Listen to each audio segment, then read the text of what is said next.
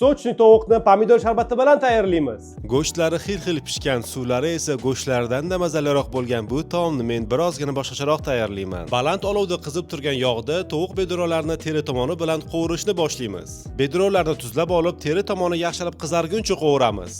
Bedoralarni o'g'irib yana birozgina tuz berib, 82% tabiiy va sifatli sariyog'dan bir bo'lakdan qo'yib chiqamiz. 4 dona chesnok, kashish urug'i, zira va 1 dona rozmarin barglarini chochib olib, tomat pastasidan tayyorlangan sousdan emas, do'konlardagi oddiy pomidor sokini bedoralarning usti biroz yopilguncha quyib, qaynab chiqqandan so'ng past olovda 30 daqiqaga dimlab qo'yamiz. 500 g grechkani yaxshilab chayib olib, 700 ml sovuq suv quyib, 1 choy qoshiqda tuz bilan o'rta olovda 10-15 daqiqa davomida suvi kamayguncha qaynatamiz.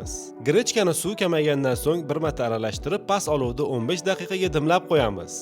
Grechka dimlanib, donlari yaxshilab ochilib, yumshoq bo'lib pishib chiqqandan so'ng, yanada mazaliroq bo'lishi uchun 50 g sariyog'ni aralashtirib olsak, tovuq uchun mazali, idealniy grechka tayyor. Tayyorlanishi tez va oson bo'lgan, muhimi esa mazasi lazzatli bo'lgan bu taomni yaqinlaringiz uchun albatta tayyorlab ko'ring. Agar sizga ma'qul kelsa, meni duolaringizda eslab qo'yishingiz yetarli.